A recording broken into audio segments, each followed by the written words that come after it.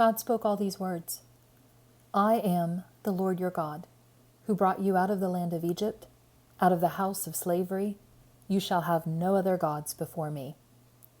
You shall not make for yourself an idol, whether in the form of anything that is in heaven above, or that is on the earth beneath, or that is in the water under the earth. You shall not bow down to them or worship them, for I, the Lord your God, am a jealous God, punishing children for the iniquity of parents, to the third and fourth generation of those who reject me, but showing steadfast love to the 1,000th generation of those who love me and keep my commandments. You shall not make wrongful use of the name of the Lord your God, for the Lord will not acquit anyone who misuses his name. Remember the Sabbath day and keep it holy. 6 days you shall labor and do all your work, but the seventh day is a Sabbath to the Lord your God. You shall not do any work. You, your sons or your daughters, your male or female slaves, your livestock, or the alien resident in your town. For in 6 days the Lord made heaven and earth, the sea, and all that is in them, but rested the seventh day. Therefore the Lord blessed the Sabbath and consecrated it. Honor your father and your mother, so that your days may be long in the land that the Lord your God is giving you. You shall not murder. You shall not commit adultery. You shall not steal. You shall not bear false witness against your neighbor. You shall not covet your neighbor's house. You shall not covet your neighbor's wife, or male or female slaves, or ox or donkey, or anything that belongs to your neighbor. The word of the Lord. In the next couple of days, depending on how you mark your time, and give or take a day or two, will be the 1-year anniversary of when the world came to a stop and we all dealt globally and collectively with the pandemic caused by the virus COVID-19. This innocuous little thing that looks like a beach ball stuck with cloves, an image that has been with us for the past 365 days or so, has been a thing that has dominated our worlds and changed our lives. It has been a pandemic that has brought with it the kind of death and fear and anxiety that has been shared by the entirety of the human race. Every human alive on the planet is sharing in this story, and I mean everyone. Everyone has been affected by this story.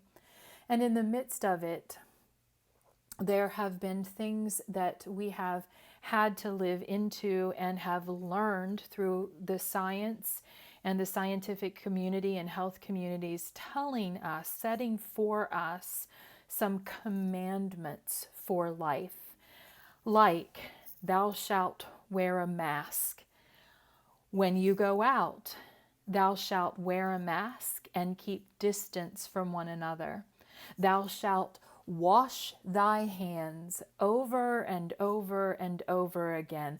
Wash thy hands with soap and warm water. Thou shalt stay away from and protect and honor and love our neighbors by keeping distance, especially for those that are sick. If you're sick, stay home. And in fact, thou shalt keep distance by staying home, being in small pods, protective pods together. Thou shalt keep distance to keep safe in all manner of ways in one's life. We have been living the biblical story in some ways, dear siblings in Christ, just like the biblical story of the 10 Commandments.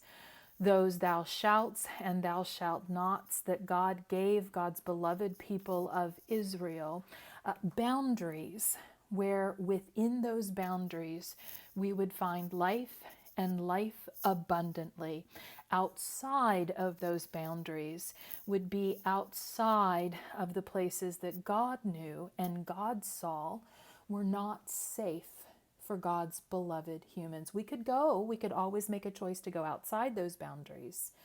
But God knew that the safest places for us were to live within the boundaries that God set. And so I wonder, we have been living this biblical story in very real and tangible ways, these commandments to keep us safe in God's world. My question to you to meditate on this week is about finding your own biblical story. Your own biblical story as an individual. What stories come to mind when I ask you, what kind of stories are you living right now? And then I'm going to ask it of you as a community of faith that gathers and calls yourself St. Matthew's Lutheran Church in Lebanon, Pennsylvania. What's the biblical story of the congregation? What biblical story are you living out right now? And if you want to do a comparative study, then think about if you've had an experience with the congregation, say, 2 years ago. What biblical story, Easter of 2019, what biblical story, if we were to look at the church at that moment in time, might you have been living out? What comes to mind? As always, I extend to you an invitation to send me an email and let me know the kinds of biblical stories that you thought about for yourself or for the congregation.